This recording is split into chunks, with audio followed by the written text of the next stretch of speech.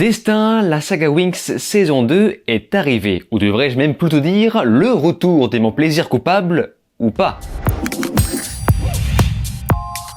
Salut à tous, c'est Vince sur Plot Time et on se retrouve aujourd'hui sur une série italo-britannique du nom de Destin, la saga Winx, créée par Brian Young. Et il s'agit bien sûr d'une adaptation libre, très libre version dark de la vieille série italienne d'animation Winx Club. Série que je n'ai pas vue et que je n'ai pas vraiment prévu de regarder. Je précise au passage que la série est d'ailleurs coproduite par le créateur d'origine. Donc je ne connais pas la série de base, mais évidemment l'avis des fans, voire même des fans hardcore, m'intéresse beaucoup dans les commentaires. Dans ma première vidéo, les avis étaient plutôt partagés parce que oui, ce n'est pas la première fois que je parle de Winx, la saga Winx, sur cette chaîne YouTube. Et c'est pourquoi j'invite tous ceux qui ne l'ont pas fait à regarder ma première vidéo dessus où j'avais une coupe de cheveux mais dégueulasse et une barbe à peine coiffée. J'étais vraiment mais dégueulasse, hein, j'insiste. Bref, c'est une vidéo plutôt positive. Mais après avoir revu la première saison pour me préparer à cette nouvelle vidéo, je me suis rendu compte à quel point la fermeture des ciné m'avait quand même sérieusement atteint. Alors certes, c'est mignon, mais c'est quand même pété de défauts. En plus du fait qu'il faut supporter ce côté très orienté adolescent, je dirais même plus adolescente. Et pour le coup, je me suis caché derrière la carte du plaisir coupable qui n'a jamais été autant justifié parce que oui, il peut être coupable. Hein. Et à savoir que j'étais aussi beaucoup trop aveuglé par mon crush sur la jeune Abigail Cohen. Et elle est quand même plutôt cute, notamment lorsqu'elle allume ses yeux. Franchement, c'est moi qu'elle allume.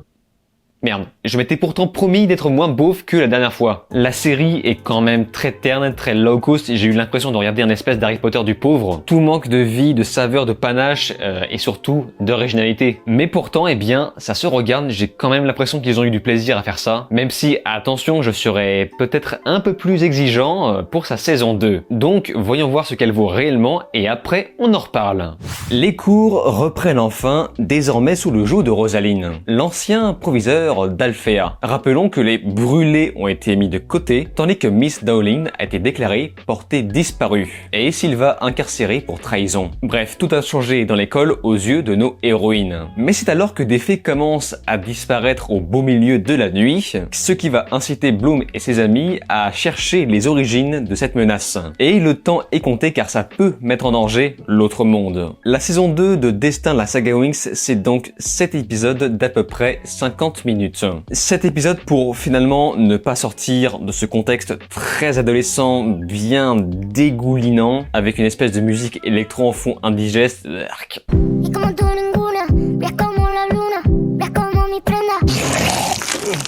Bref, on est clairement bien toujours dans la même série. Oui, en effet, je me suis baigné hier, j'ai nagé dans de l'eau de rose jusqu'à m'en noyer. Et pour être franc, je me suis senti presque gêné à regarder ça. Peut-être même encore plus que dans la première saison. La saison 2, en fait, c'est un enchaînement de romances vraiment très cringe pour adolescents, beaucoup plus fort qu'avant. Là, c'était vraiment ouh bisous bisous, ouh bisous bisous. Je me suis presque parfois retrouvé dans Elite, mais sans la nudité. Et je ne vous cache pas qu'à certains moments, on était pas très loin du mauvais goût. L'armée des clichés m'a vaincu. Et donc, pour changer, on est resté sur le complexe de l'homosexualité.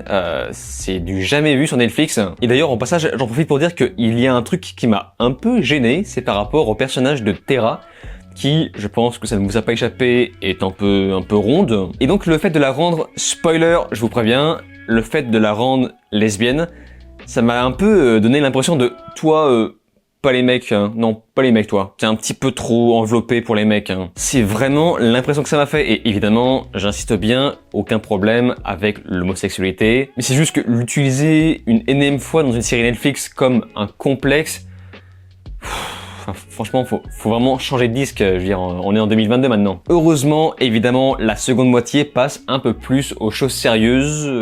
Je dirais même plutôt les 2 derniers épisodes sur 7. C'est pas beaucoup. En fait, tout comme la première saison, les enjeux ne sont pas très clairs, mais on pouvait au moins se rattacher au complexe de l'héroïne, par exemple sur le mystère de ses origines. Et là, en fait, on a voulu réinstaller un mystère, mais qu'une fois arrivé à la fin de la saison. Du coup, on ne se rattache sur plus grand chose, hormis les nombreuses romances qui vont circuler dans la saison. Et en dehors de la jeune Bloom, je me suis vraiment retrouvé nulle part parmi les protagonistes. Et encore moins parmi les mecs qui sont mis au second plan, mais qui sont quand même nombreux. Par contre, aussi étrange que ça puisse paraître, j'ai bien apprécié l'antagoniste, que je préfère ne pas montrer à l'écran afin d'éviter le spoil. Normalement, il se découvre bien plus tard. L'aspect passif-agressif de ce dernier donne vraiment l'impression qu'il sait ce qu'il fait et ce qu'il recherche. Et voilà, je ne peux pas m'empêcher de mettre l'accent sur l'effort qui a été fait concernant la richesse de la relation entre les personnages, les nombreux échanges entre eux. Ça donne vraiment envie d'y croire, surtout le fait de les voir échanger un dialogue sur la magie. Le problème, c'est que dans cette saison, je m'en suis complètement détaché. Encore une fois, je me suis retrouvé sur personne. Tout m'a paru lisse, cousu de fil blanc, même si je reconnais le travail dessus. Et c'est dommage parce que les acteurs se démerdent vraiment bien, ils sont dans leur personnage. De plus, la série n'a hélas pas beaucoup évolué sur sa forme. Par exemple, le découpage, lui, est très plan-plan, très made in teen série Netflix. Bref, c'est très lambda. De même sur la photo, sans goût ni trou. Le problème dans cette série, et encore plus dans la saison 2, c'est qu'il n'y a pas d'atmosphère. Vraiment, je ne ressens pas d'ambiance particulière. J'ai un peu l'impression de marcher dans le vide. C'est particulièrement neutre en continu, y compris au niveau des effets spéciaux qui sont corrects par moments, sans être transcendants, mais parfois quand même un peu moches. Il y a vraiment un problème d'équilibrage sur la répartition du budget. Et les transformations de fin qu'on voit déjà dans la bande-annonce, je précise, étaient plus gênantes qu'autre chose. On dirait vraiment à un concours d'After Effects avec, vous savez, des FX préfaits. Pour dire vrai, au final, j'ai eu l'étrange sensation de voir une grosse extension de la première saison tellement que peu de choses a évolué. Alors que justement, moi ce que je voulais voir c'était une amélioration sur tout ce que j'ai vu de la première saison, que ce soit sur l'écriture, sur la maturité apportée à la série et sa forme, la réelle, les effets spéciaux, etc. Et je peux vous garantir que même si le public ciblé est plus féminin, je pense que ce public aurait adoré voir une évolution comme ça. Une évolution à la Harry Potter. Si tu prends le premier film et le dernier n'est clairement plus pour les enfants. Parce que voilà, genre les décors par exemple, ça aussi c'est compliqué. C'est ok, mais uniquement par rapport au fait qu'on reste sur une petite série. Voilà, vous avez donc très brièvement mon avis sans trop de spoilers sur la saison 2 de Destin, la saga Winx. Et franchement, c'était pas ouf. Hein. Pour moi, c'est clairement une série pour meufs, et je pense que c'est même un peu réducteur de dire ça. Parce que je pense que les meufs méritent mieux quoi. Pour moi ça ne pourrait être que mieux si on rendait la série plus accessible autant aux filles qu'aux garçons. Je sais que des garçons vont me dire ah mais ça m'a plu moi.